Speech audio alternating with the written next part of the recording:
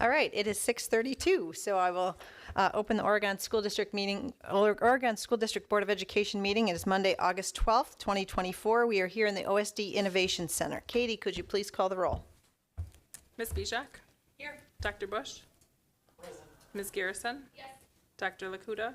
Mr. Pankratz? Present. Ms. Wright? Present. Ms. Flanagan? Present. Board does have a quorum, and I do have from Ms. Heights that this meeting has been duly noticed, so we are good there. On our agenda tonight, we do have 4 action items, and then the board will be having a work session after the close of this meeting. So I will entertain a motion to approve that agenda. I'll make that motion. Is there a second? Second. All those in favor, please say aye. Aye. Any opposed? Motion carries 6-0. Moving on to our consent calendar, we do have one donation, so I will read that. It is a donation to the FES Library, a Spanish edition collection of Charlotte's Web and Green Eggs and Ham, and that's from the McGee family. So we thank them for their donation to the FES Library. All right, I will entertain a motion to approve the consent calendar. Is there a second? All right, we have a motion and a second. Any discussion on the consent calendar? Okay. Katie, could you please call the roll? Ms. Wright? Dr. Bush? Yes. Ms. Bijak? Yes. Ms. Garrison? Mr. Pankratz? Ms. Flanagan? Yes, motion carries 6-0. Moving on to B, information items, public comment. Is there anyone registered for public comment? Is there anyone here for public comment? One more time, anyone here for public comment? Okay, moving on to OEA report. Is anyone here from the OEA?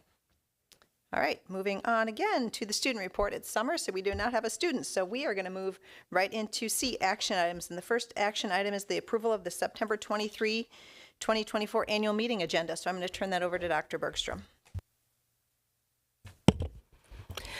Thank you. As we know that this is one of the requirements that we have, and we have usually, or many times, we've only had the annual meeting on the second board meeting in September, and this time I believe we'll also be having a regular meeting post that. So in order to meet all of our statutory requirements, we have to be able to approve the agenda tonight for this meeting that's not for over a month. Okay, I will entertain a motion to approve the annual meeting agenda. I move to approve the annual meeting agenda for 2024, or September 23rd, 2024. Is there a second? I'll second. All right, is there any discussion? All right, seeing none, Katie, could you please call the roll? Ms. Wright? Yes. Mr. Pankratz? Yes. Ms. Bijak? Yes. Dr. Bush? Yes. Ms. Garrison? Yes. Ms. Flanagan? Yes, motion carries 6-0. All right, moving on to the approval to join the Greater Dane County School District Consortium. Again, that is Dr. Bergstrom. Thank you. This is not necessarily something that I would usually bring to the board as far as a membership that is connected with a small sum of money in connection to the broader budget. However, I think the purpose of this group is so significant that I wanted to make sure that everybody was aware of it, aware of our intentions with it, because I know you would all be quite supportive of the purpose of this particular consortium. So it's not just Dane County schools, but it's schools outside of Dane County also, because it was schools who wanted to come together, and that was superintendents and school board leaders, to talk about the things that were important to all of us. And while we absolutely have a different context within all of our communities, what was really important to everybody was eliminating the academic, social, and emotional gaps for our students, advancing best governance practices, because effective school boards follow certain governance practices, and that's something that should be for the benefit of our students throughout all of Dane County and the greater area. And then, of course, a really big one, advocating for public schools at the local, state, and federal level. And I wrote to you recently that I had attended the Wisconsin Public Education Network summer conference just a couple of weeks ago, which was really about how to better support public education, how to ensure that we were advocating for the things that made the most difference for public school students. So all of it's connected.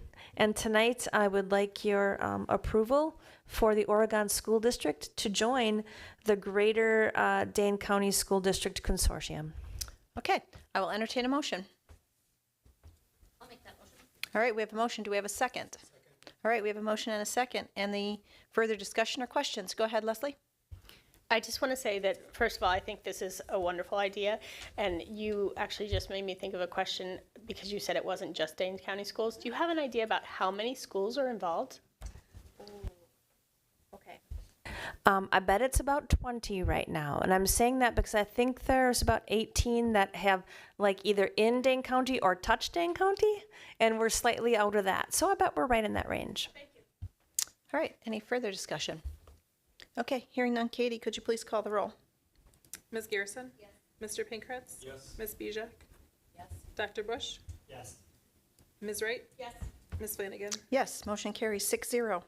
All right, moving right along to the transportation contract and conditions of pay, and I'm guessing that's Mr. Weiland. It is. So the contractors, our unusual situation where we have multiple contractors in the Oregon School District that has lasted for many decades.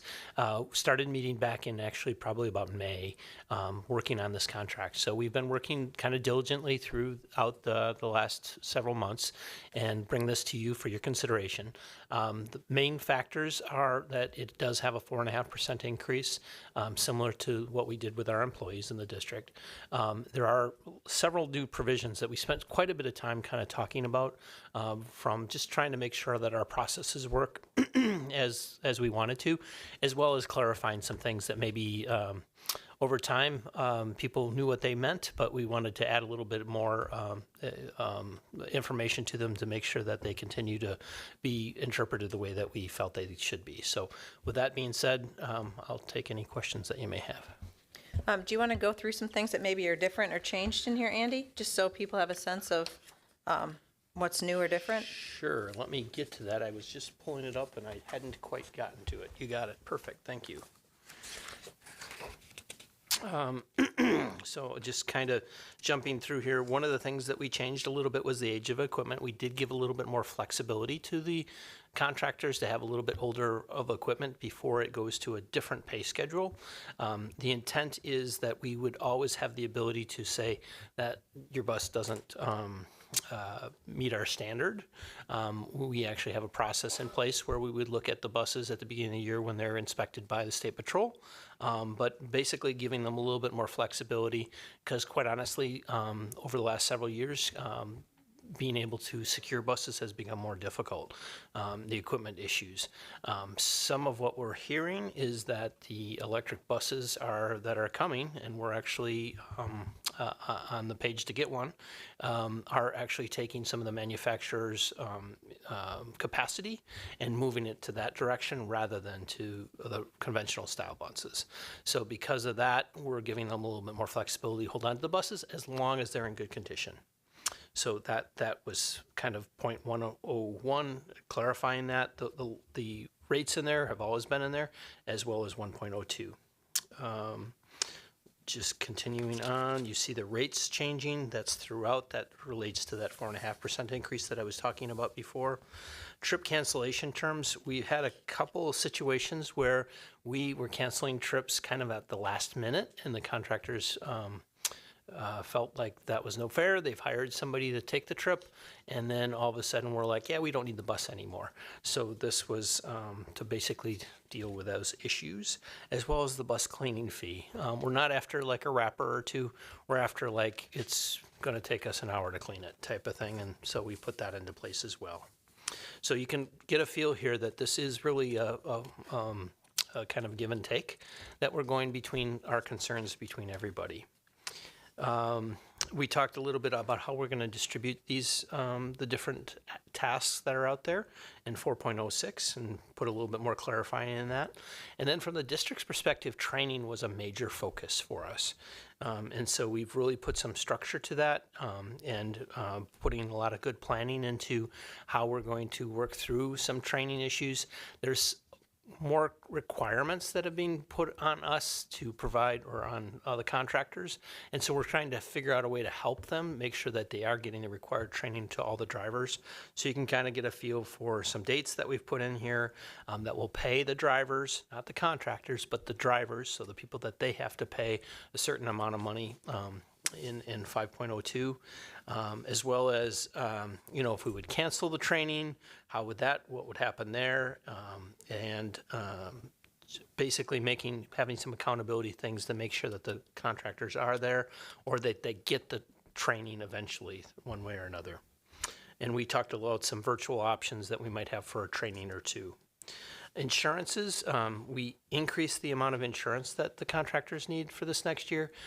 We had heard that was a concern from some of the companies out there, and so we did that and made sure that the paperwork is on file for those things. Let's see here. We wanted to make sure that all the contractors had some legal protections in place so that they were an LLC or an S-Corp. So that That was a thing that was in place for some folks. We have a lot of new contractors, or not a lot, but several new contractors, so kind of making sure that that's in place as well as making sure that we know what year the buses are, because obviously we have provisions in the contract related to how old the buses are, and making sure that we have that on file. Internet and email, we had some issues with non-OSD email that we wanted to make sure that we were current on, so we put that in the contract, as well as just kind of clarified the fixed buses radio language.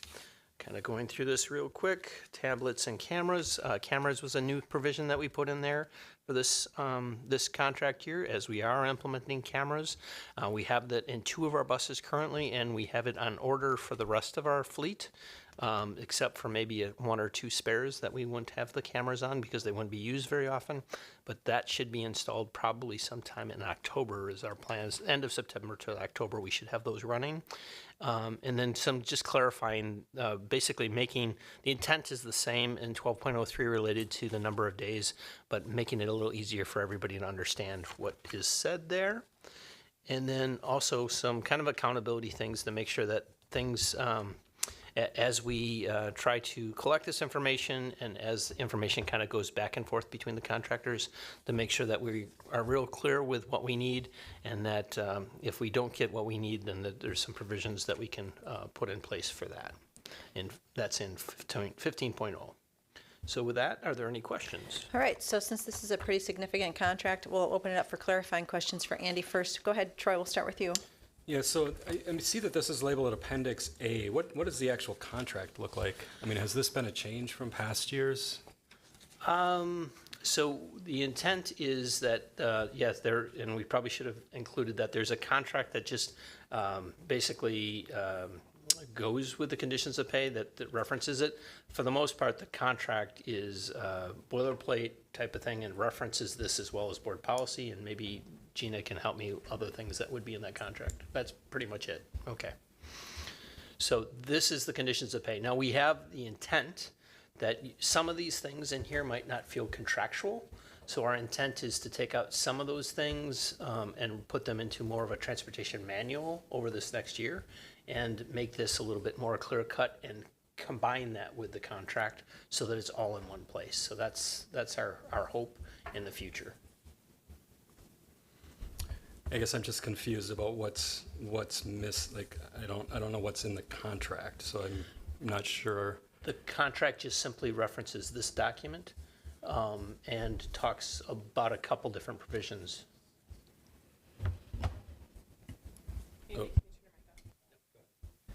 So one of our goals is to move to more of a teacher contract model where we have, so right now I would say the transportation contract would talk about how you have to have a license with the Department of Transportation and you need to follow their guidelines. You need to report to us, like if you have an accident or something that would disqualify you from your CDL. And then as Andy Weiland talked about, then it incorporates the conditions of pay as well as having to follow like applicable board policies for our contractors, like the non-discrimination, et cetera. And so the goal would be this next year, one of the visions that Mr. Mayo, Mr. Weiland, and I have talked about is having it like the teacher contract, so it's a more streamlined contract, and then you'd have the conditions of pay and the manual, just like we would have an employee handbook. Okay, I mean, I guess I'm fine. I just the proposed resolution says that the Board of Education approved the transportation contract and conditions of pay, but we've really only reviewed the conditions of pay. So I think if this goes to a vote, we have to make sure that we're truly only approving conditions of pay tonight. That's a good point. And then I had a couple questions here. I guess I didn't see anything in here on the electric bus provisions, but you mentioned that that is in the works, so. There was an encouragement, I need to find it. Yeah, that's legacy language about the encouragement, but I'm just curious, now that we're moving into the world of having a contractor with an electric bus, does that change conditions of pay at all, or? So I can tell you what we've had. So the folks that applied for that and received the grant are kind of working through their process. We have talked about, rather than using a mileage rate that would change, basically we would pick a mileage rate for the fuel escalator and kind of stick with that for the whole year. And we haven't nailed that number down yet, but we've kind of talked about a range. The other thing that just keep in mind, and because I haven't shared this with you yet, is the intent is to utilize the high school as a place to charge the bus. Off hours, it is very, very cheap to charge electric infrastructure. So we are willing to put that in place. The idea is the more expensive component is actually the infrastructure to charge the bus.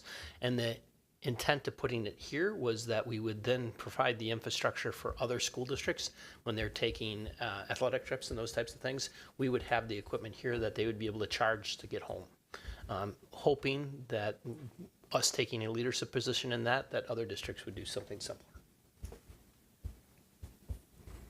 So do we anticipate that electric bus will be in place this school year? Sometime during this year, yes. Okay, so, We're not sure exactly when. okay. I'm just wondering how that's gonna apply to to these conditions of pay. Yeah, everything for the most part would be similar, except we will maybe come up with a memorandum of understanding related to the fuel escalator, because the fuel price wouldn't change.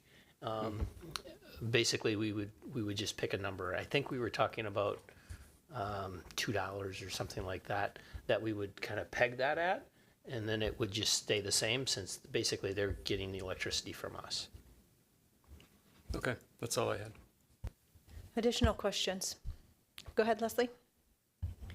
Andy, on 11.04, the tablets and cameras. Yeah. Actually, it's 11.04.01. It states electronic attendance will only be taken on shuttles and special education routes when the students are safely in the bus. Electronic attendance will not be taken on regular routes at this time for timing reasons. It leads me to wonder, is there a thought process going forward that might change, that you might be taking attendance on every bus, or what is the thought process in having that wording in there? So with the shuttle runs, because there's a smaller number of students, we have some time to safely be able to do that. With the route buses, because of the number of kids and trying to keep track of that, we didn't want to put that on the contractors, because we want them to be scanning the area to make sure that everybody's safe at all times. And that was actually feedback from the contractors that they gave us. What we are hoping that happens, but we are a little ways away from making this happen, so this is just thinking, is perhaps utilizing cameras for facial recognition to do attendance. Now that's out there a ways, but that's one concept. The other concept that we had played with, but we haven't implemented, is having the students actually self-attendance themselves as they're coming on the bus. But again, there's some issues associated with, younger kids doing that type of thing. So we haven't quite figured out how to do that. The cards that we tried kind of during the pandemic were problematic. The kids would lose them, those types of things. And so we haven't really figured that out as much as we would like to. So right now, this is kind of the language that we agreed to. Okay, and then on 4.02, the shuttle compensation, the whole section is a 4.5 increase, or just the highlighted? Just the highlighted areas. There are some areas that the contractors said, like second runs, that we weren't going to apply the percentage to. Okay, and then just one further question on that. I don't understand, and probably is very reasonable, I just don't understand it. Sure. The difference in the swim shuttle pricing from the other shuttles, is there additional runs going back, or what's making that price jump up so high? The swim shuttles can go back and forth a number of times. So they, and I think it talks about, like, if once you go past 3 or 4, then there's an extra cost associated. So it's just the buses, the swim shuttles are the buses that go to Brooklyn and Forest Edge and come back and forth between the pools. And so there are multiple runs associated with that. So they'll start, and then they'll bring a group, and then they'll go back and take a group back and kind of go back and forth. So it's just a different type of run. Okay, so it's just done as a daily versus Yep, each individual. right. Okay, that makes sense. Thank you so much. You bet. All right, more question. Go ahead, Caleb. I thought I would jump in because I had a question about tablets also. So in the overview at the beginning, it said that items that have been added or changed within the conditions of pay are highlighted yellow. Is the tablet addition, is that an addition or is that a change? I know the cameras are an addition. Yeah, we probably highlighted the whole thing. It is quite the honestly. whole thing's The highlighted, tablets yeah. were in there, I believe, last year, but we might have clarified some things a little bit. Okay, that's what I was curious about because I didn't know where we were at with tablets in terms of how they've been utilized to this point so far. Yep. The other thing I'll just share with you that's that we're working through is we started with tablets last year, not knowing that cameras were going to be a possibility. Tablets in the past have given us some capability of knowing where the buses are at any given point in time. It worked somewhat because it required the contractor to push a button to start the route and so that we would know where they are. The cameras, once those are fully installed, will tell us where the buses are without the contractor doing anything. So the tablets are becoming a little less important to us than they were in the last year or so. So it is a tool for the contractors to do attendance, and we do Medicare billing on that. So because we're doing that on the shuttles, there is a revenue stream that comes with keeping attendance on those particular students. We have to keep attendance on everybody else as well, but only like once a year type of thing, where the other ones are every single day. It's important that we know where they are. So the tablets will probably stay on those shuttles indefinitely, but the other buses, it may become less important as we get the cameras installed. Just a really quick follow-up question on the tablets. Can you, just from my own understanding and maybe for others' understanding, is there a standardized way that all the tablets are like mounted in the buses, or how are they Right now, used by drivers? So right now, they're just actually typically behind the seat. So the contractor just simply has to start the route and push a button to start the route, go gets the kids and everything, and then comes back. The shuttles have them more accessible because they're interacting with them once the kids are safely on the bus. And I want to stress that we don't want anybody playing with or using the shuttle, the tablets until everybody is safely in the bus, and then we know that they're safely away from the bus, just because of a safety perspective. On anything? Just a quick one. You talked about a substantial add to training, and I see we've got some monthly training called out. Yep. Is this all brand new training? Is this training that we've been doing but just haven't formalized within this contract of agreement? It was more generally noted in the conditions of pay. Now we're putting a little bit more structure to it to make sure that it happens. Okay, so this isn't necessarily new required training. Correct. It's formalizing Yeah. training we've already wanted them to be doing, Yes. but now creating maybe Yep. more incentive and more structure towards Correct. completing it. And I would say more focus on the driver component. In the past, it's always kind of talked about contractor, but then the questions were like, well, we've got drivers too. And so it even talks about like providing the training twice in a day, because some of our drivers actually are working. And so we have to figure out how we get the training to them at maybe a time when they're not available when everybody else is. So.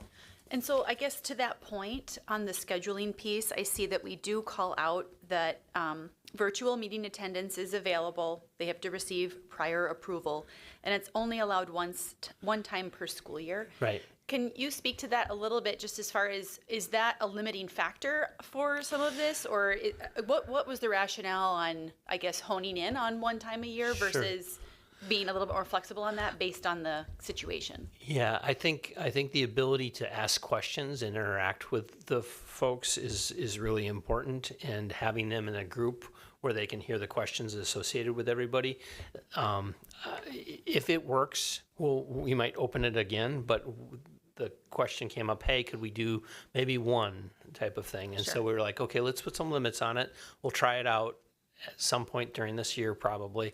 And then if it works, then maybe we talk about adding it in the future. Okay. Really, that's all I had. Thank you. Yep. All right, so I see our options tonight, because it's a conditions of pay for a transportation contract. We can either table this until we get the contract, or I believe we might have an electronic version of the contract that we can look at. So if the board feels comfortable viewing that, to Troy's point, my preference would be to view that contract, and the board can understand that, because that is a part of, the second part of conditions of pay. The first part's the contract. So Gina, or I don't know if someone has that we can bring that up, or do we want to table it until after we do the SRO? I have it as a Google Doc, so I shared, I can. You're, okay. Okay. The print is pretty small. And I say it looks like Mr. Mayo does have it updated for 24-25. Great.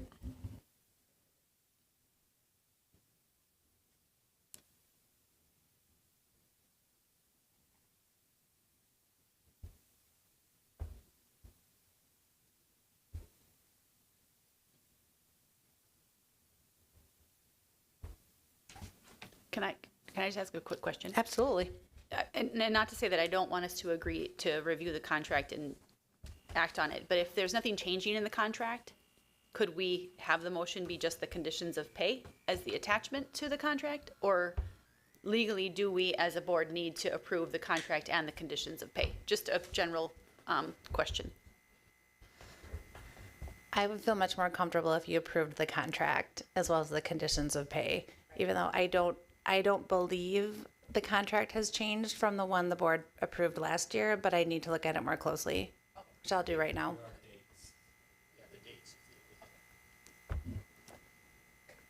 That's what I was going to ask, is not to put Ms. Jordan under pressure, but if there are changes, if she could walk us through, because otherwise me reading this does not, I don't feel like provides any value. I just have a hard time with the board approving a contract that we haven't seen, and it's, yeah.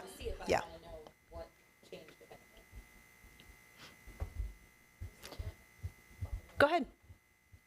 So earlier when Caleb was talking to Mr. Wyland about the tablets, you stated, I believe, the second paragraph, the tablets will be used for tracking purposes, and that's really truly not what's going to be happening? Well, it will be It will for be the on the first month or shuttles. so until we get the cameras in place.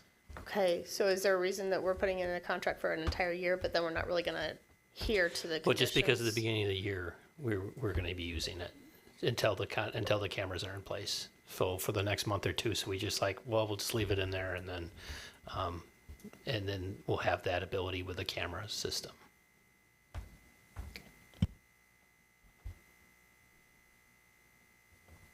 Plus, it's still usable for our contractors. They have the ability to look up phone numbers of parents and those types of things, so they'll still be there. It's just that it'll be less important for them to push the button to start the route. I guess my concern with it is that if we're going to put something in how we're having conditions of pay, that we're saying, hey, you have to do these things, then we probably should adhere to that, not just say, okay, we got to do this for the first week, and then after that, it's not a big deal. That was just the optics, I guess, of the whole thing. Okay.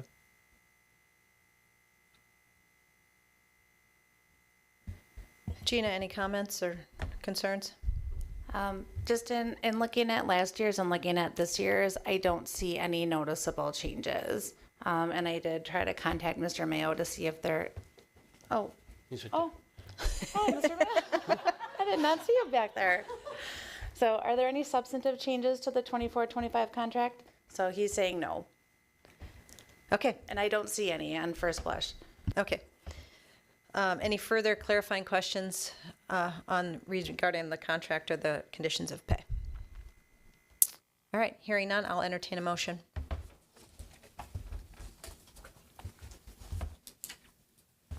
I'll make a motion that we approve the transportation contract and conditions of pay as presented for the 2024-2025 contract. All right, is there a second? Second. Any further discussion? All right, seeing and hearing none, Katie, could you please call the roll? Yes. Ms. Bijak? Yes. Mr. Pankratz? Yes. Dr. Bush? Yes. Ms. Garrison? Yes. Ms. Wright? Yes.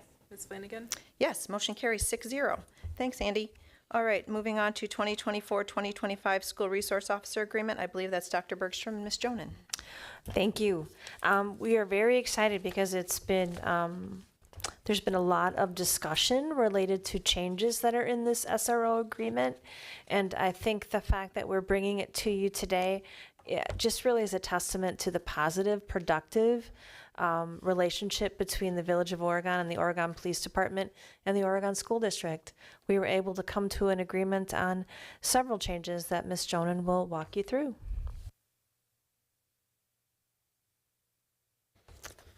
Okay, so I'm looking at the purple.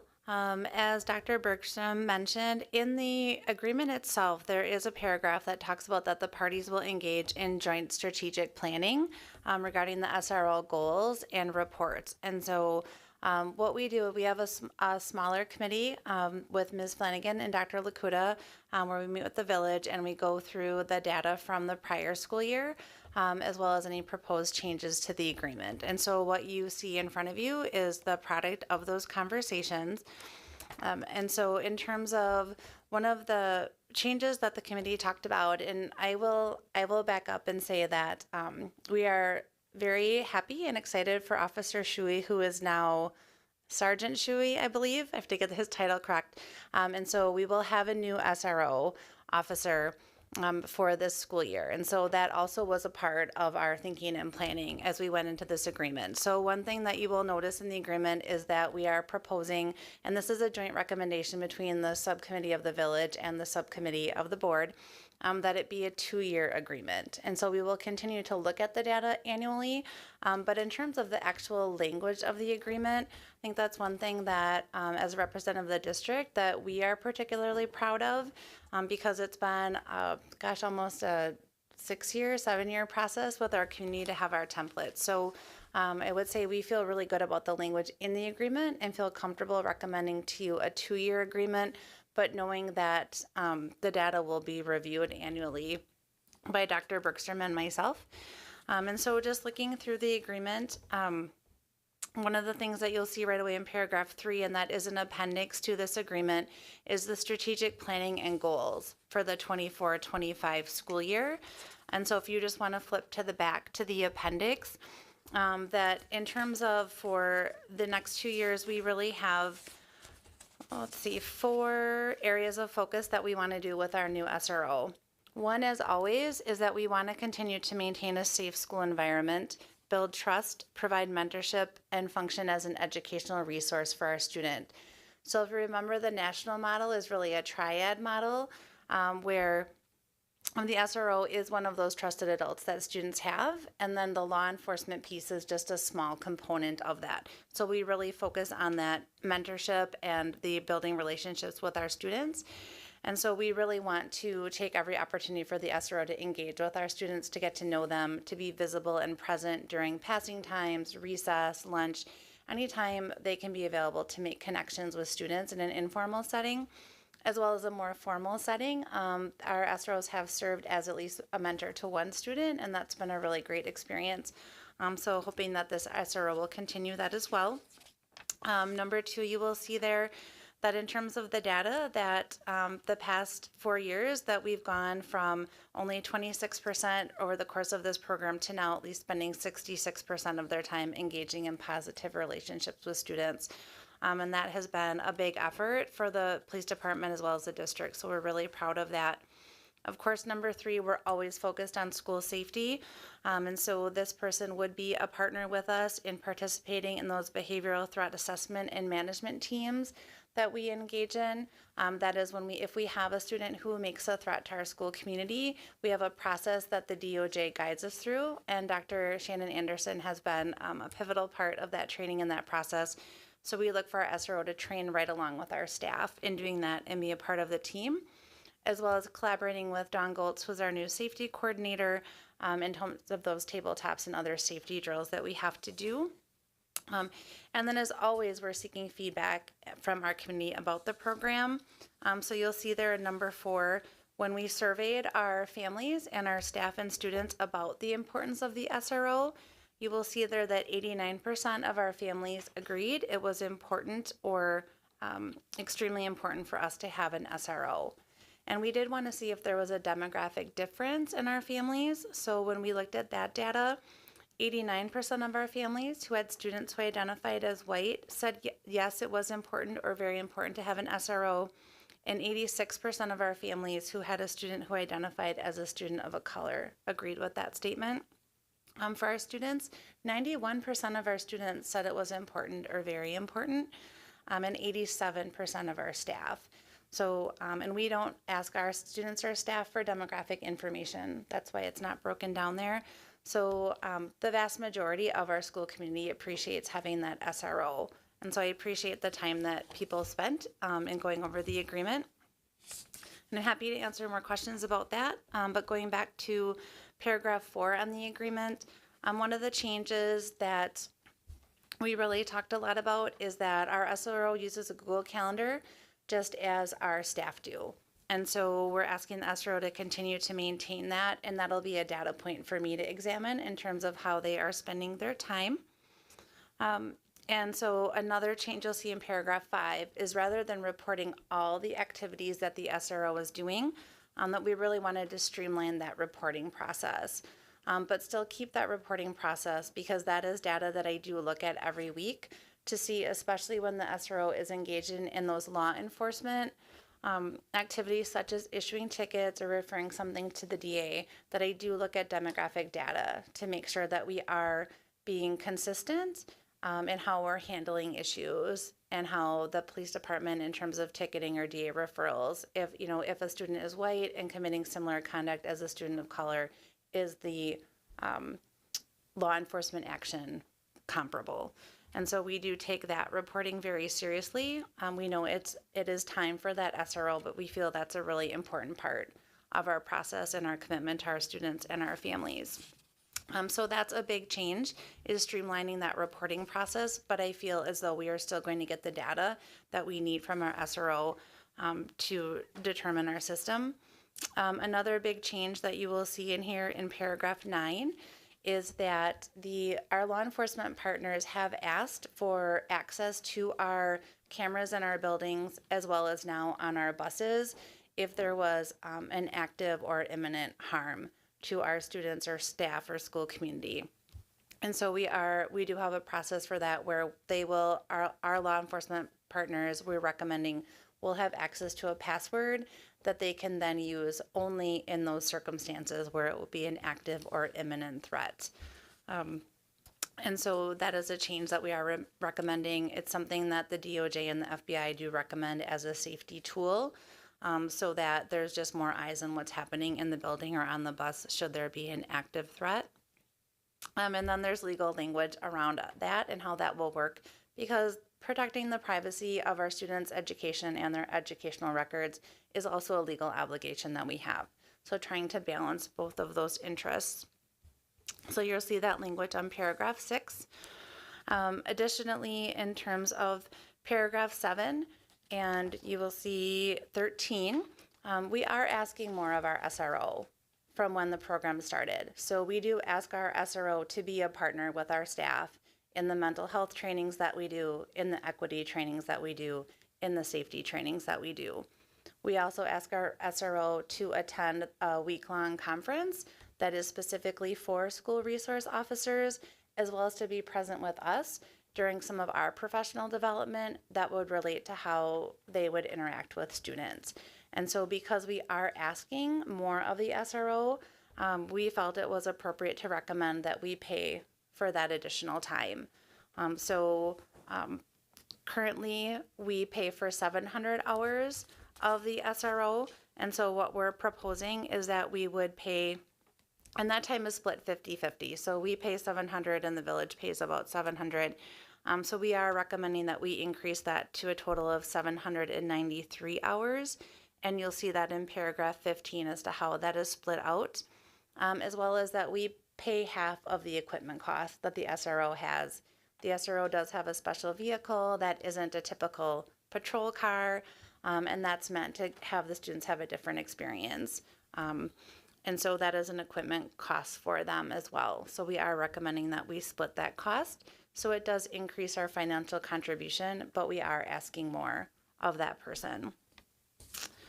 And then in terms of paragraph 17, we try to keep the SRO overtime to a minimum. And so, but there are times when it does just make sense for the SRO to stay longer than their end time because maybe they're the one dealing with a student that may be in crisis and it doesn't make sense at that point to switch that person out. So we have an agreement about how we will handle overtime should that be necessary. And then I would say then the other change is in paragraph 22, where should the board approve this tonight and the village approved it, then we would issue a joint release to explain to our community that we have a new agreement and the essence of the changes. Okay, I will open it up for questions from the board. Like Gina said, Mary and I have been actively involved in these discussions, so I want to give the rest of the board time to ask questions and learn whys and have your questions answered. So Anna, why don't we start with you this time? Thank you for the overview. This was all very helpful to have some of the information shared as far as explaining some of these changes. Quick follow-up question on number 5, you talked about streamlining the reporting process. Based on how you described it, it sounds to me like this is intended to maybe take less time or be less time intensive, but still intended to provide the critical data we want to review. How regularly were we receiving that data? And is it really just making it less frequently or just having the spreadsheet that helps just identify the key information that we want shared with us? So great question. So if you turn to Appendix B, this is the new reporting form. So currently, what we've been doing the past couple of years is that the SRO would detail every interaction that they had with students. So for example, ate lunch at RCI, was present passing time at middle school, talked to high school student about vaping prevention, right? So really every activity that the SRO engaged in with students was recorded on a similar Google Doc. And so the feedback we received from the SRO and the police department was that took an incredible amount of time. And so I would receive those usually weekly. And so I would look at those, right? And then that helped me determine what percentage of time was spent engaging with activities, and they would classify them like prevention, building relationships, education. And so just as we had the professional sustainability task force, right, on workload, is that we heard the same theme from the police department in terms of that record keeping. And so really what we compromised on is saying, okay, in terms of our data and being, we heard our community that we are concerned, making sure that all of our students are treated similarly, right, for similar behaviors that they engage in, is that we'll use the Google Doc so I can still see a time study to make sure that we're spending the time in the building relationships and the positive interaction. That's our focus of the program. But then still keeping that data on the law enforcement piece of it. So I would say it's the same frequency in terms of weekly. The nice thing too is we've moved to a Google Doc system. So as soon as they put that in, then I can see it. But we're asking for a weekly because I just don't want to get behind, right? Because if they wait and fill it out monthly, then if we have an issue, it's just that much longer for it to come to our attention. Well, I appreciate that because I think I would agree that that is coupled with the expectation of using the Google Calendar to identify that some of those other pieces, because I do think, I was really impressed to see the SRO building relationship time increase from 26 to 66. So that's great data for us to understand. My last question is going to be related to the cost, because we understand that there's going to be an additional number of hours and then this additional equipment cost. So all in, I guess, what is the budget impact related to the additional hours? Because I didn't see that detailed out as far as what that actually is per year. Do we know that number? So I think currently, and I apologize, should have this number for you, that we spend about $37,000 on the program, and I believe that number will increase to about $45,000.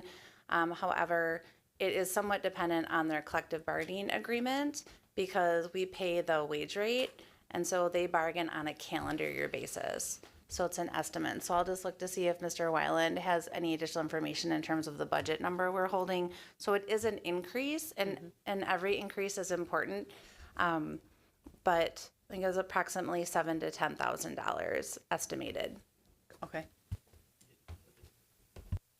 The other thing to keep in mind here is there was a change in personnel. And so Mr. Shuey been a long time person there, so he's a little bit higher on the salary schedule, so it does offset a little bit, so. All right, who would like to go next? Go ahead, Leslie. Gina, on paragraph 13E, can you tell me what SRO Kelly days are? I will do my best because I've heard the explanation several times. And so it's really a function of their collective bargaining agreement. And so in terms of, if you look at what an officer might work who was not an SRO, because they are on our school schedule, is they end up working more days than an officer who wouldn't be. So so as a way to balance that out, they get what are called these Kelly days, which are like compensation time. As the way I understand, that's probably not the word they would use. But because you're working more, then you essentially get more time off. That makes sense. Now I have one more question. So I forget where it was at in here. It talks about the SRO being at different buildings. And to my understanding, for the most part, the SRO is at the OMS and OHS, correct? But periodically at the elementary schools here in town? I would say that's probably true. I know that they do spend a fair amount of time at RCI building the relationship, so I would say it really depends. The way we have it set out is they are at lunch once a week at middle school, lunch once a week at RCI, like recess once a week, passing time once a week at each schools. So I would say, in terms of where they're needed the most, it probably is the high school and then the middle school and then RCI. But in terms of building those relationships, I would say it's pretty evenly spread out, at least 5-12, because they don't have jurisdiction at Forest Edge or at Brooklyn. So there are times though when the SRO would be present. We just have to seek permission from the other jurisdictions. So for example, if they wanted to go to health class at Forest Edge and talk about why it's important to not vape or use other drugs, then we just have to seek permission from the city of Fitchburg. And all of our law enforcement partners have been very gracious about giving that permission. In terms of if it's an education or prevention, or if it's a situation where they need extra help, then we just ask for what's called mutual aid. And then they would have jurisdiction to be a law enforcement officer, but we have to get permission first. And I see Ms. Majeski nodding about that. So then that kind of was where I was going with that. For future forward-looking kind of stuff, is there a thought process on, since you mentioned RCI, having an SRO from Fitchburg to be able to interact with those, build those relationships with the 5th and 6th graders? Or do we feel like they're not the same as RCI and it's not necessary? I mean, speaking for me personally, I think it would be wonderful for us to have at least a main person to contact with the city of Fitchburg. For Brooklyn, we do have a main contact with Dane County. I would say, though, look at Ms. Majeski. We do have Lieutenant Ned that has been a wonderful partner with us. And we usually have, I would say, at least the same 2 or 3 officers that we work with. But yes, down the road, just because it's nice to have that consistent partner with our families. But I would say we have a fantastic relationship with the city of Fitchburg. And anytime we ask them for anything, even if we're doing it out of super abundance of caution, they say yes and they are there. And so with that, the only concern with that I would have is that like our SRO acts first and foremost as a educator and mentor, and then secondary as a law enforcement and when they're in our schools. And I don't doubt that these other officers from Fitchburg do a great job. I appreciate all of their service, but I'm concerned that we don't have like that, buffer or that conditioning that they wouldn't act first as a law enforcement officer, because that is their job. Yes, I mean, if you're just asking me personally, yes, I think that would be ideal. However, I feel very comfortable with our relationship with Fitchburg, so that may be something for the board to explore in the future. Go ahead, Caleb. I thought I would jump in here because I have questions that kind of follow up on those questions. You've answered one of them already, because in the addition of, in paragraph 17, about, it says the SRO is not required to regularly or to be regularly present. I always question what does the word regularly mean, but you kind of answered that, so I will leave that one alone. My question then is that addition, right, all that language in red, will that have any impact on the SRO role going forward compared to what it has been in previous years? I mean, does that like limit their ability in any way to go to Brooklyn or FES? Or, I mean, is that anything?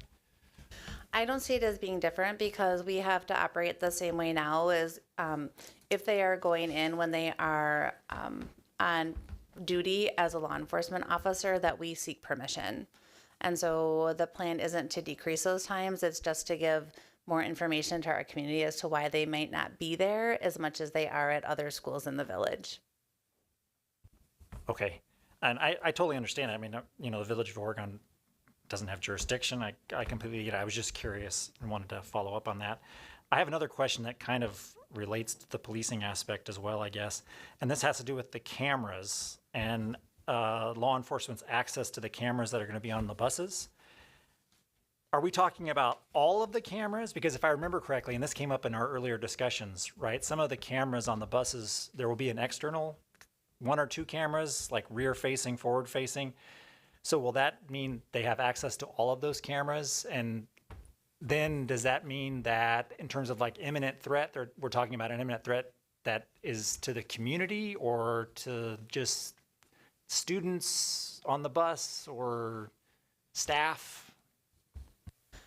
So great question. So one of the things we talked about, so in terms of the access to the camera, the password is for the live feed. And so in terms of the live feed, like if you had, you know, the bus with the arm down and a car passing, that wouldn't qualify under the agreement, nor would there be time for them to jump on and look at that. And so really Mr. Weiland's the expert on the technology part of it. But as I understand that, should that happen, the bus driver can hit a button that records that footage. And then we control that footage, so the drivers and the contractors don't have access to that. That's our footage that we control because it's our educational record potentially.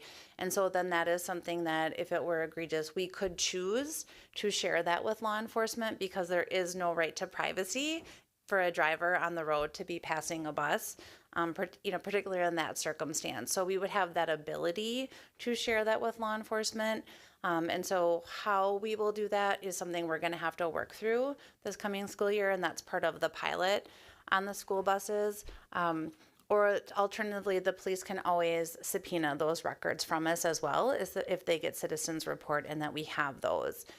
Similarly to in our buildings, the security footage, it is being recorded. If there is an incident, there is a process that we have that complies with the law about how the police can ask us for that footage if an incident is reported to them.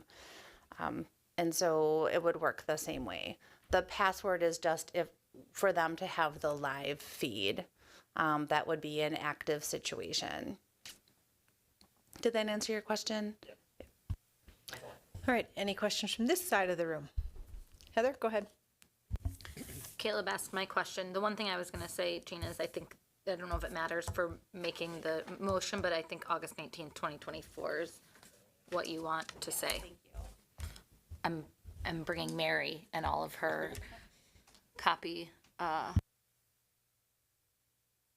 right, any other questions? Okay, the one thing I do have a note too in terms of the motion, are we approving this for the 24-25? Or are we saying 24 to 26? We would ask for 24-26 if you're comfortable with that 2-year agreement. So yes, I can modify the purple. If you're not, then we would take 24-25 as well. All right, I will entertain a motion. I move to approve the school resource officer agreement for the years 2024 to 2026. Okay, is there a second? I'll second. All right, we have a motion and a second. Any discussion on that motion?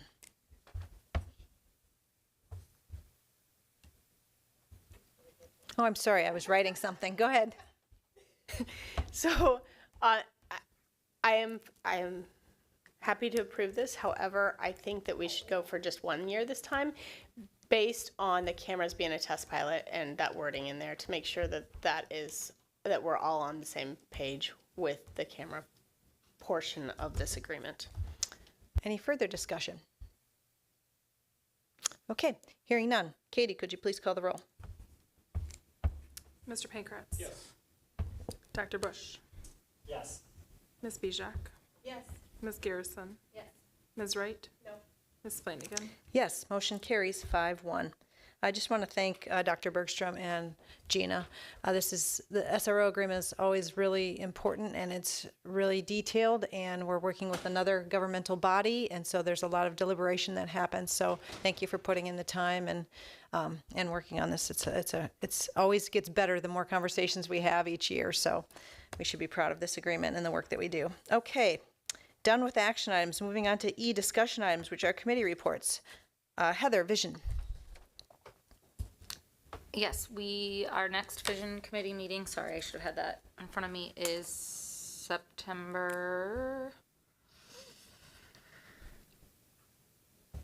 I don't know.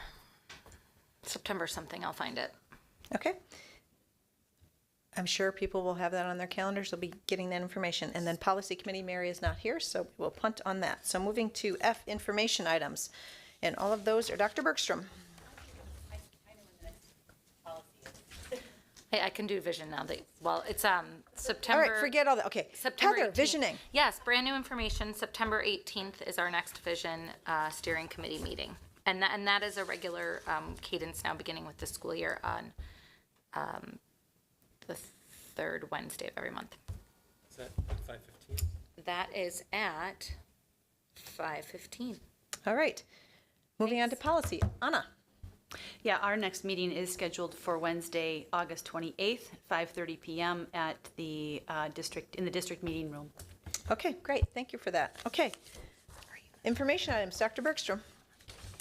Thank you. I'm very honored to be able to invite Mr. Brian Koenig to the presentation table up here because he is the longtime leader behind the Dane County Youth Assessment.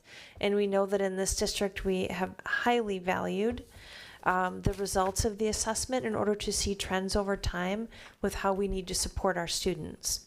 And he is here tonight to present to you a very high-level overview of the 2024 Dane County Youth Assessment and really what makes Oregon unique in the results of this assessment. So thank you for being here. We're very proud to have you tonight. Thank you for inviting me.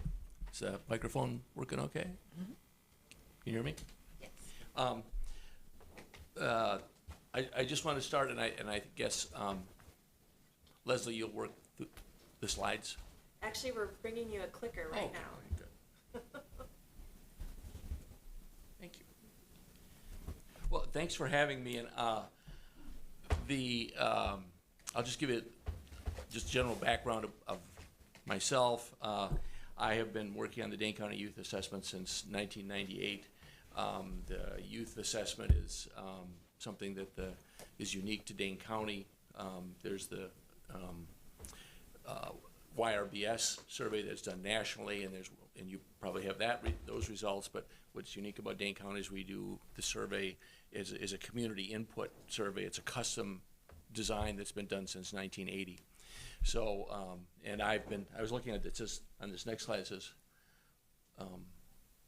44 years the assessment was going on. I've been doing it 26 of those 44 years. So this year was particularly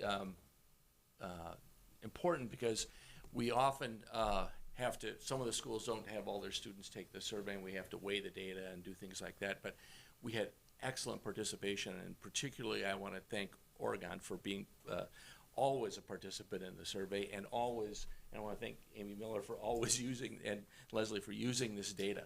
A lot of schools, they get the data and maybe they use it, I don't know, but you're always using the data, and it's really important to the planning you do. So I just want to thank you for that. So it's done every 3 years, and there are, as you were talking about, there's 20 school districts in Dane County or partially in Dane County that participate. The funding comes from the city of Madison, all the school districts, public health, and UW Health, I think, also contributes some money. And your school district, the last item there had 932 high school students participate and 559 middle school students participate. And it's usually conducted early part of the second semester. So we start maybe late January and finish up in the first part of March. It's done online. The students are sent a link, or the schools are sent a link, a custom link that's for your school, and then they have a window of time that's usually done in the classroom to answer the questions.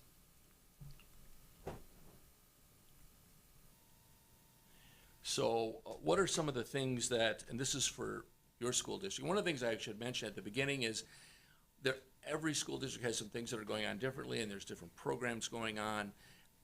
A lot of the trends, the bigger trends we see, are countywide trends. We see similar things happening in all the school districts. There's some difference between rural schools, smaller rural schools, and larger urban schools, but a lot of the things that we are seeing, kids sleeping less, more anxiety and things like that, that is happening at every school district throughout the county. But this time around for the Oregon School District, there were lower levels of anxiety, depression, and suicide ideation, lower drug and alcohol use. Kids were getting more sleep than they were the last time we did the assessment. That was 2021, by the way. And we asked questions about family meals, family evening meals. Those also were up from last time. And kids were getting more physical activity than they were in the last time we took the assessment. And that was one place where Oregon is different. In some places, some of the districts, physical activity has been going down and staying down, more physical activity here in your district. What's not going quite so well, students are still staying up pretty late, better than it was before in 2021, but still the trend is generally up. Kids not going to bed at 11 o'clock. Kids still missing breakfast. There was a trend that started in 2021 and back in 2018. That has not necessarily improved. We've seen fewer kids having breakfast. And we asked questions, come at questions number way, which I'll get to later in other slides, about risk perception, and that students are seeing less risk in certain kinds of drugs and alcohol, and in particular, vaping of cannabis and nicotine. And if you have something that's just a question about a particular item here, it's fair to stop and if you want me to add that. Otherwise, we can just wait till the end and answer the questions.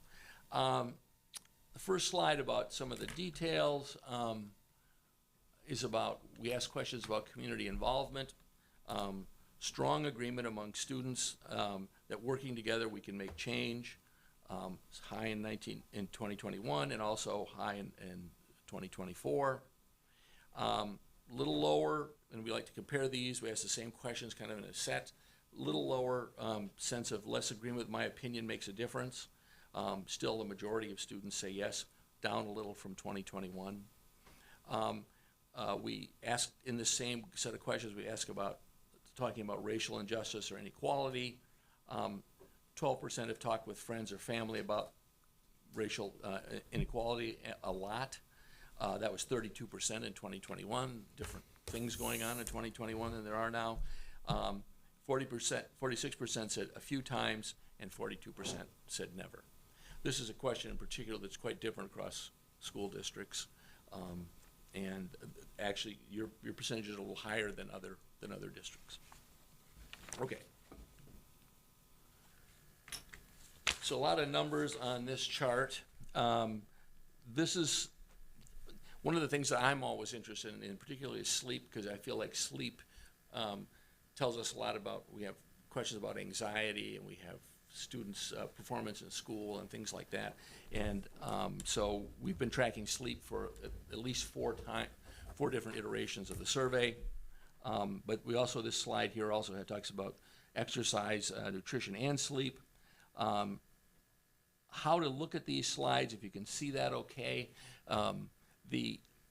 To the left is urban suburban schools. Moving one to the right is suburban schools, and one more to the right are rural schools. So urban, suburban schools would be Middleton, Verona, bigger districts closer to Madison. Suburban schools would be Oregon, Stoughton, McFarland, and rural schools would be Marshall, Deerfield, Belleville, as an example. So just to look at those as a group, and as you'll see some of these numbers, things vary by the locations of the school districts. And then to the right of those, and you see a column highlighted, 2024 is your numbers for 2024 for high school on this particular slide. To the right is 2021, and farther right still, to the farthest right, is 2018. So there's a lot of information packed in one of these slides. You can kind of see what's happened in your district over 3 different measurements, and you can also kind of see how you compare to other groups. Madison is not included in this because they're much bigger, and if I put the column for them, you'd know exactly what Madison's data is, and they would rather I not share their data. Exactly. So you can see here that the 3 days a week eating breakfast, that is pretty constant, but also for your district going down from 68 and 69%. Evening meals, it has actually gone up and looks better. Kids staying awake past 11 has also gotten better during 2021. More kids were at home and they were up a lot later. So that is better. Although overall, the CDC finds the same data. Kids are staying up later and later, and often they're on their phone, but also they will say they're doing their homework as well. Here's the 7th and 8th grades. That last slide was high school. Similar kinds of things where you can see that activity levels, 2 days in the last 7 week or in the last week, pretty much the same. A little bit less for 7th and 8th graders. Kids eating breakfast, that's also that has gone down for 7th and 8th graders. And evening meals with families has stayed pretty much the same. And nights awake past 11 p.m., that has gone down for the younger kids. So everybody understand these slides okay? Okay, good. I need stronger bifocals to read these small numbers. Glad you can see them. So the next one is the emotional health one, which is something that we track a lot, and we've added some questions. Some of them are not in these slides, but we're going to be looking at them. We've asked more questions about loneliness. UCLA has a standard measure they do about loneliness. We've asked an additional depression question, which is kind of a clinical depression. Kids seem like they're at a very high level of depression. We asked also about sort of optimism about the future. Those questions aren't in here, but we will be looking at those more as we go along. So anxiety levels, the feeling anxious, we use something called the GAD-7, General Anxiety Disorder Scale. And we actually use 3 items off of that scale, which is proven to be just as accurate as the 7. Although we do ask the 7 as well, but these are the 3. You can see that the anxiety levels for your district have come down quite a bit, and this is something that's different than other districts. Changes have been less, and some have stayed high across the county. Feelings of depression, this is a question about, the question asks this, we say, how do you feel depressed? We say, have you not been unable to participate in certain activities over a 2-week period because you felt low or depressed? And that too has improved since 2021 for your school district, also at other school districts as well. Suicide ideation, thoughts of suicide. We asked this question for as long as I've participated in the survey. That too for the Oregon School District for high school has gone down. Mental health services outside of the school, a question that we've been asking now for some time. The number of kids who are using mental health services in the school and outside of the school are going up and up. Many of the students who we see are saying that they're anxious or they're coming up higher on some of these other measures, are not accessing any kind of mental health services. Fewer than about 40% are not. Okay. All right. Same pattern here. This is now the 7th and 8th grade. Same questions. Again, here it looks a little bit higher. For anxiety has gone up a little bit for the younger kids, and feelings of depression are exactly the same as they were in 2021. But you can see 21 and 24 are much higher than it was in 2018, and this has been kind of the trend. Some of the depression, anxiety measurements that we see are higher in the middle schools than they were before. And mental health services, pretty much the same as the other school districts. We have not asked that question at the middle school before, other than this year. Okay. All right. This is a bar chart that kind of shows the three things that we look at a lot are anxiety, suicide ideation, and depression, and what has been the pattern in the high school in your school district. You can see anxiety is going up, but decreased in the last measurement. Suicide ideation has kind of moved all around, hard to see a pattern there, similar to other school districts. And same with depression. Some districts have seen higher levels. Yours is kind of, you've got 2021, which was higher, and also higher on anxiety. So a lot of things going on in 2021 that might be explained by that, but more of the pattern of rising is with anxiety over the last 20 years. Okay, same chart for 7th and 8th graders, except on the anxiety level, continuing to go up. Suicide ideation, hard again to discern a pattern there. Depression as well, a little bit up and down.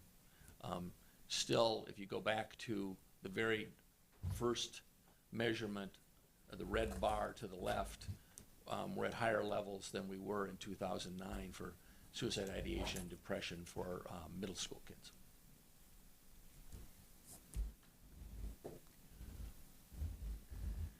Okay.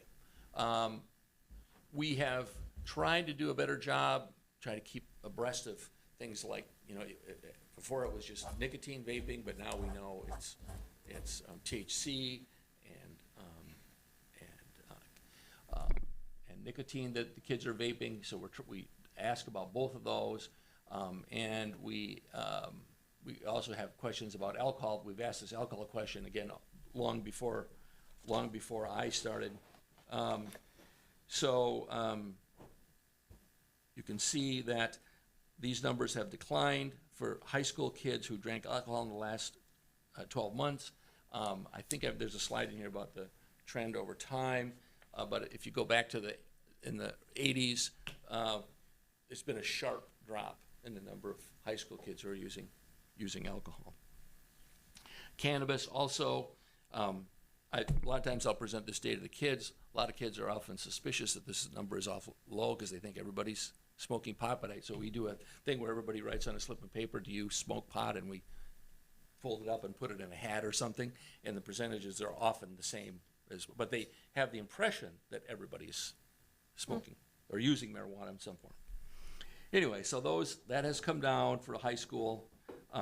Vaping has stayed pretty much as 2021. It was very high in 2018. 7th and 8th, same kind of chart. Alcohol use was lower in 2021, but kind of jumped up again for 7th and 8th graders in 2024. You can see it's a little higher here than the other school districts that are to the left, but closer to the other rural schools. Cannabis use is small. Vaping in the last 12 months also is up from 2021, but lower than it was in 2018. And I think a lot of the data you can look at things, the strange time that it was in 2021. You can see certain things went down and stayed down then. Some ways you maybe want to compare to 2018 and 2024 because life has gotten back to what it was in 2018, and how do those things compare? And you see some of the numbers that we measured before coming back to where they were then, if that makes sense. And this is alcohol use in the high school. This is that same question, the last 12 months, any drink the last 12 months. I really like this chart because it shows a number of things all at the same time. You can see grade levels across the bottom, and it's looking at years over time. The biggest decrease in alcohol use in high school has been at the lower grades. So years ago, those numbers on the left for 9th and 10th would have been higher, and that's been the biggest decrease in drinking in high school.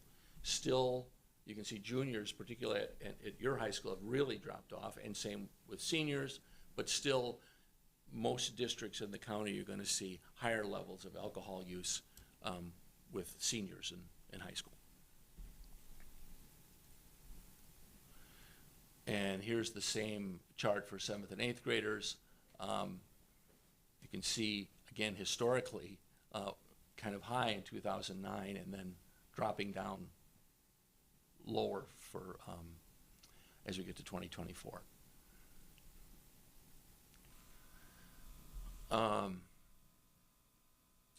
So countywide, just because a countywide number is 23% for all the schools that we surveyed. It was 31% in 2018. For your high school seniors reporting alcohol use in the last 12 months, continues to trend down. You can see it was 56%, down to 39%, down to 31%. Binge drinking, we asked questions about binge drinking. The numbers for binge drinking have been going down, and fewer kids are binge drinking, as you can see by this data here. One of the disturbing things at a national level, college level, more of the binge drinkers are females than they were in the past. It used to be almost 80-20 males, females. Now it's 50, maybe in some cases 60% females who are doing the binge drinking. Cannabis and THC. Students reporting vaping THC is 9%, both, and this is high school. Both cannabis and THC is 11%, and 12% are reporting THC using THC gummies or cannabis. And 12% of seniors say they're vaping THC. And we see, look at these numbers, I don't know if it's clearly expressed there, but kids who are vaping one thing tend to be vaping another. So there's an overlap between the THC kids and the nicotine kids. So nicotine and vaping, this is 7th through 12th, about 8% of students report having used nicotine and electronic vaping device, 5% of middle school kids. Other drug use, we've narrowed this list down. We ask about prescription drugs, abuse of prescription drugs, and that is up a little bit for high school kids here. I was worried about using these small numbers, even if you say a 1% change or something like that. I don't know if that necessarily means it's different because we're looking at very small number, percentage of change. Students reporting abuse of non-prescription drugs, that looks a little bit higher, almost double what it was. And again, that's comparable to other school districts who've seen those numbers go up to.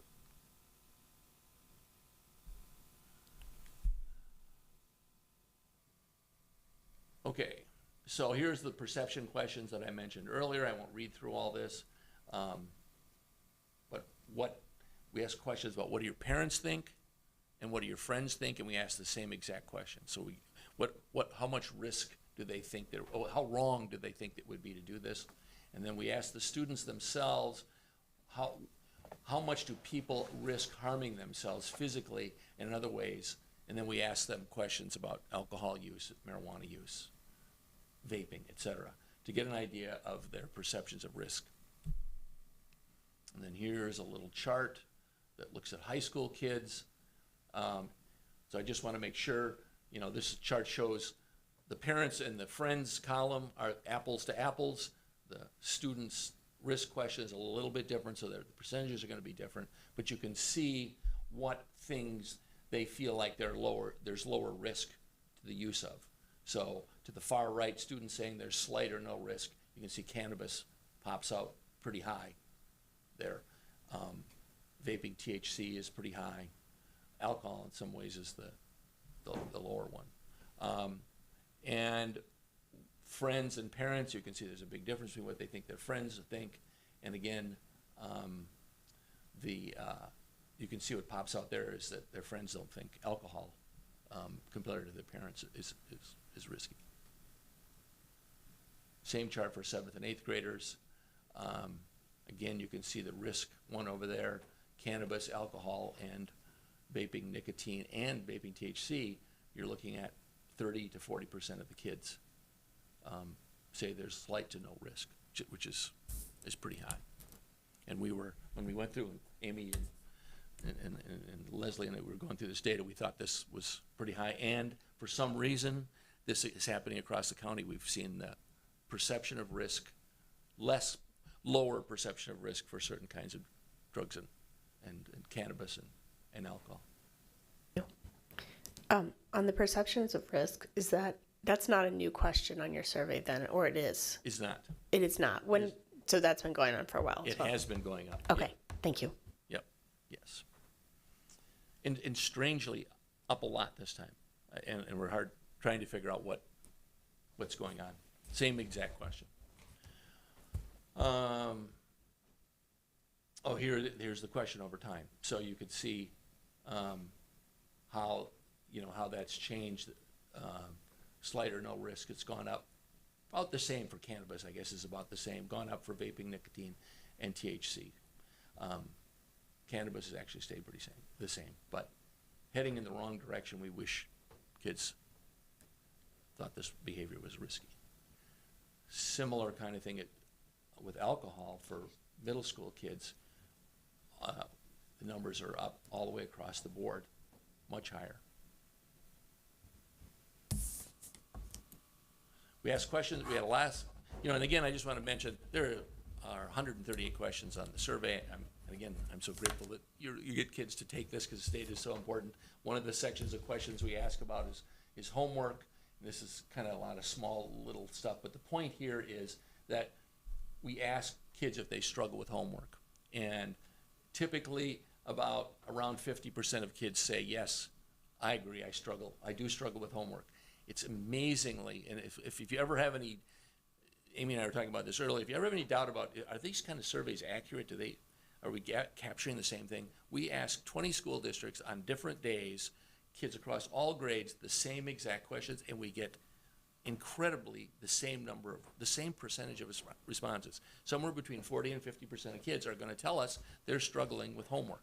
And we've asked this question for the last 9 years, and the same patterns show that kids are saying yes. And then we ask them why, what are some of the reasons you struggle with homework? In the high school level, it was too much to do for the first 3 times. Now too tired has tied with too much to do. Too tired used to be 3rd on the list, but progressively too tired has moved up higher on the list for high school kids. Does that make sense? So we're asking them why, they're telling us why, the reasons why always is they say there's too much to do, but these other reasons down below have fallen down and too tired has risen up. And the 7th and 8th graders, we asked them the same question. Again, too tired is now number 2 on that list. And why kids say they struggle. Also, it's slightly lower with middle school kids than how many say that they're struggling with homework, and that has gone up from 2018 from 29% up to 43% in 2024. School connectedness, that's really small print. We ask kids some questions about, they're the questions that we ask. We ask 6 questions about how do you feel like you belong? There's someone adult I can talk to at school. We combine these into something called a scale, and we come up with a percentage. Those percentages for your school district have gone down a little bit, but not a lot. And they're about 75% of the kids. So it's gone down a little since 2018. You can see 80% down to 73%. And middle school kids, almost exactly the same over that time. and that's it. Sorry, I wanted you to stay within time. I hope I wasn't. You're wasn't too great. much- It's that always wasn't too much wonderful rapid- information. rapid All right, talk. I will open up the floor for questions. Go ahead, Heather. Look at that, I had my microphone on somehow. Thank you, this is a wealth of information. I have one really quick question for us, and then two for you. The 932 participants in OHS and 559 in OMS, does anyone know a percentage of our population that is? Okay, I can, or do you know it off? Well, what, there are 1,200 schools, 1,200 kids in the high school and what, 600 kids in the middle school? So, yeah, it's, right. Wrap my head around that. One is a question to you. So glad to see, of course, that the usage percentages of alcohol and tobacco seem to be trending down. Mm-hmm.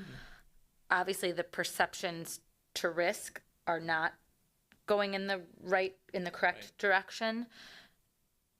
I hope that means, right, that down the road that the usage isn't going to go back up because students are perceiving low risk. Do you have historical data, a correlation of the, I guess, can you correlate the people now who are using less alcohol and tobacco to when they were in middle school, right? And was their perception, like, is it just that that's where your brain is at, that you don't perceive a risk, but then as you get a little older and wiser, you use less? That's a really great question. I don't have, I wish I did have that, because one of the things, we can't track individual students over time. But, you know, kids who said that there wasn't risky behavior, are they the ones now that are drinking as seniors, which is basically your question. Or are not, right? Because it's going down. You know, it's a complicated, I don't want to diminish our efforts to have kids not use drugs and alcohol. There's also been other things. Sexual behavior has declined, dating has declined. A lot of things that were social activities over the last 4 or 5 measurements have been trending down, which goes with a societal thing that we see kids doing, getting together less, and there's less social things going on. So they might in their mind, I mean, I'm just kind of theorizing, they might in their mind say, well, if I had a chance, you know, it wouldn't hurt me to smoke pot, but I'm at home on looking at my phone. So, I'm exaggerating. Perfect, literally perfect segue to what I was going to ask you. I promise I did not slip him a $20 bill to say that. Promise. It would take more, actually. Here's my next question. Good to know for next time. Here's my next question is, so I was going to ask you about phone usage and if you've at all looked at incorporating, I am not a survey expert or anything, so I don't even know what the question would be to get at, or questions would be to get at our, you know, how much time are kids using on their phone? Are they doing social activities less because they're heads down on their screens? How, right? We were talking a lot about anxiety and drugs and alcohol and the periphery thing, but have you thought about the phone piece and how that might play into it? The biggest question, the thing that we look at, that we improve this year, is we ask kids about sleep and we ask kids about bedtime routine. One of the things that came up in our conversation and putting the survey together, kids have progressively been staying up past 11. We thought, well, that's been the health idea of staying past up 11. Is it the household idea? I mean, in their household, do they say, you should be in bed by 11? Well, about 50% of high school kids have some kind of bedtime, and about 20% of them don't follow it, of that 50%. And then there's about another 50% who have no bedtime. There isn't even a discussion of when they would go to bed. And when we ask them then, when you're staying up and not going to sleep, what are you doing? And the most common thing is homework. And the second, almost exactly the same percentage, is I'm on my phone. And so those kids who are... Amy, stay, if you'd like. Yeah, okay, yes. And we also have a new scale about problematic internet use, where we ask kids about, is it create anxiety for you, so we're seeing about very often or sometimes kids who have anxious feelings about not being on the internet, about the average is around 35 to 40%. Girls compared to boys, 45% of girls, 24% of boys, internet anxiety, much higher for 12th graders than 9th graders. So, yes, so we're also seeing those kids who don't sleep are the more anxious kids. They're also the kids who are doing struggle more with homework, and they're also more likely to be female, identify as female. Excellent job leading the witness there. All right, other questions? Anything from this side? Go ahead, Leslie. Okay. So first of all, I just want to say thank you very much for all the work you've done over the years. This is excellent. I actually just used some of your 2021 data on a speech for our class, and so I really appreciate it. And I knew right where Heather was going, so Heather took half of my questions. I did want to see if you would be willing to email your slide presentation to the board, or if Ms. Miller could do that for us. Yes. And then the last really kind of question kind of thing is, do you happen to have any of the data with you right now about homelessness or not feeling bullying and that kind of thing, on Oregon versus other districts? We have that data, but I don't know it off the top of my head. Sure. I do know the homelessness. We have homelessness data, and we actually ask where, where were you homeless, and the numbers are, for all districts, tend to be sort of small, but I don't know the difference between Oregon but I could look at that, and the bully. So Amy wanted me to share with this, it's a question that we had looked at about perception of risk. That Heather, yes. So actually, these numbers here that show for alcohol in particular, actually younger kids have a lower perception of risk than, if I'm interpreting this. By senior year, they have a higher perception of risk. Right. So the younger kids have a lower perception of risk. Alcohol with nicotine. Right. Right. Right. Thanks. Kids in 7th grade, for example, do not find it risky, but as they are getting older and hopefully wiser, they are finding it riskier. Right. Got it. Yes. So that does correlate with why there is the. Well, it's just, you're not sure if it's causation. Sure, but just good data. Yeah. Right. Great. Thanks for that. All right, any other questions from the board? Okay, thank you so you much. for We inviting me appreciate you again. doing the survey Thank and you coming for here and all having your- this time your with work us. on this. And thank you, Amy. I know you're a pivotal part of that group, so you are a treasure to this school district. Okay, anything else with teaching and learning? Actually, yes. Thank you. If you wouldn't mind shifting over to the other slide deck, because I'm going to give some very a real high level update on the school perceptions survey, so that you can see a couple of different things in the same evening. So if you look at our students, and remember this is the second year we've done this with our students, because prior to that we were only using Panorama. So we have a little less student trend data than we do for families and staff. But what we can say we've noticed with our with our students, is once again, similar to last year, our students indicate they have really positive relationships with their peers and with the staff. And when I say positive, not just the percentage that applied or responded agree, but how we compare with similar districts. Our comparison group districts, when it comes to students' relationships with one another and their staff, we're in the upper quartile. As we are with the idea that our students have an adult to go to if they have problems. And I think that's another really critical piece. And also they feel safe answering questions in class. And you might think that's a strange thing to pull out. What that actually means is that kids in general feel a sense of community and safety in their classroom. Because you're not going to answer a question, particularly if you don't think you're right or have concerns with whether or not you're right, in a classroom where you do not feel safe. So that's a really positive indicator. And they also feel really comfortable asking their parents and guardians for help in school. And part of me for help about something that's going on in school, it makes me think about the number of family dinners and how that's increased. And it just makes me feel really positively about the relationships our young people have with their families. relationships in general, which is a significant asset to them. And I think we're seeing that reflected in some of the positive data in the Dane County Youth Assessment. But similar to last year, areas of growth are the same.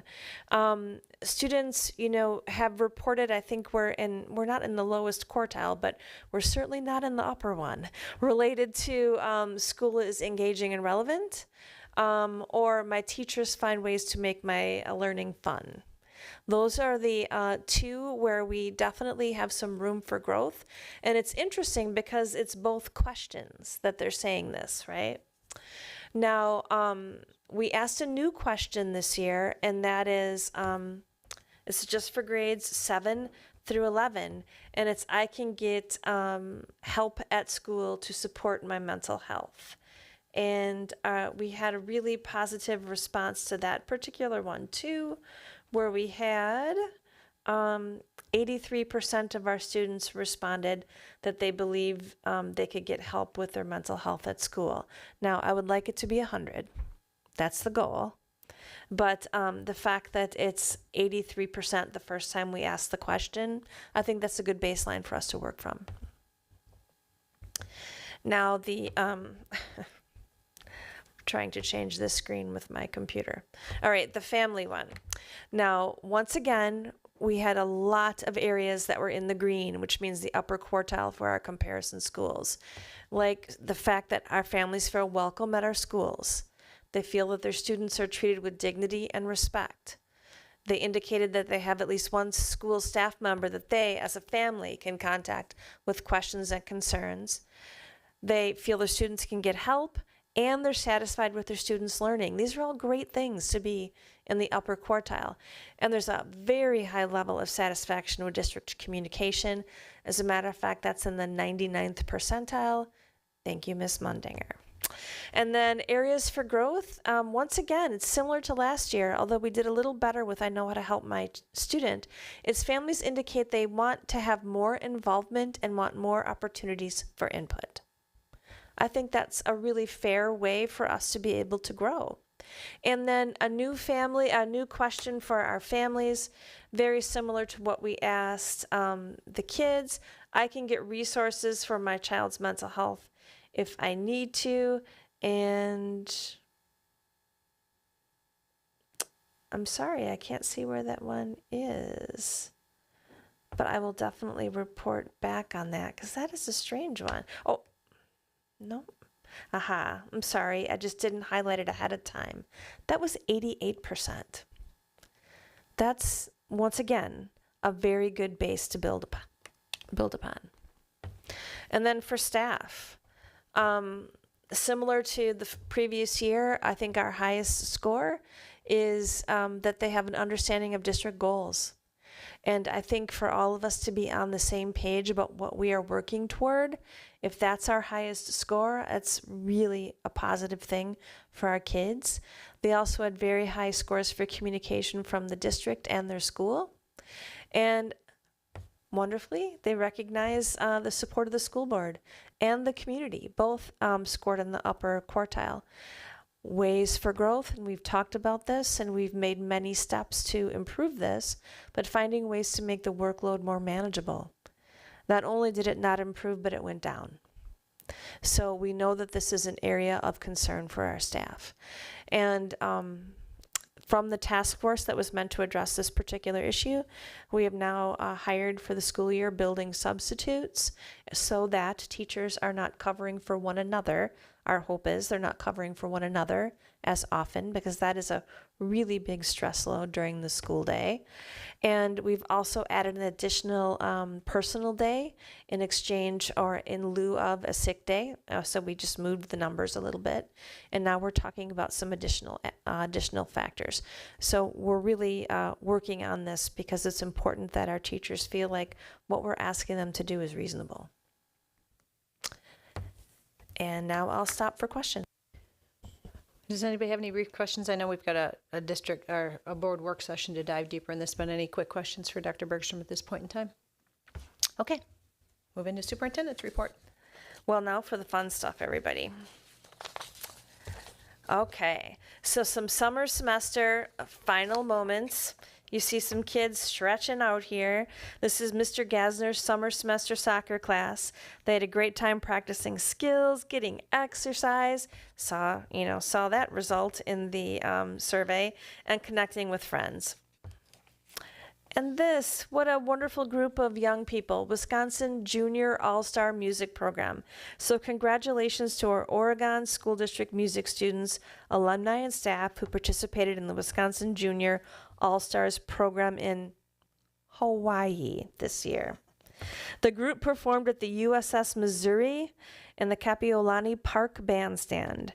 During the trip, students also enjoyed a variety of tourist activities, swimming, snorkeling, touring the Dole Plantation, climbing Diamond Head, and more.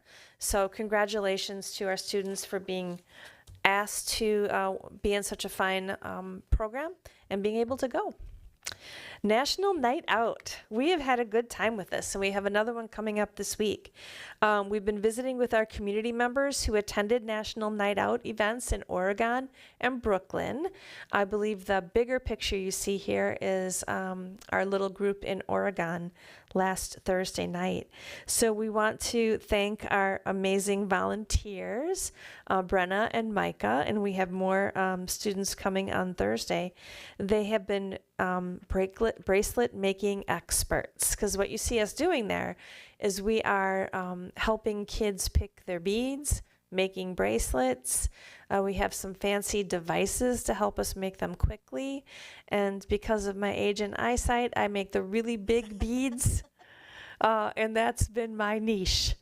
And then also, so the kids come up and they make bracelets and they're super cute and we get to chat with them and their parents. But then we also ask them to write down what they're looking forward to for school. And my friends and my teachers are definitely in the running for the most popular. But you see one of our young men up here, tacos. And I think weird locker stickers. He couldn't wait to buy some new stickers for his locker.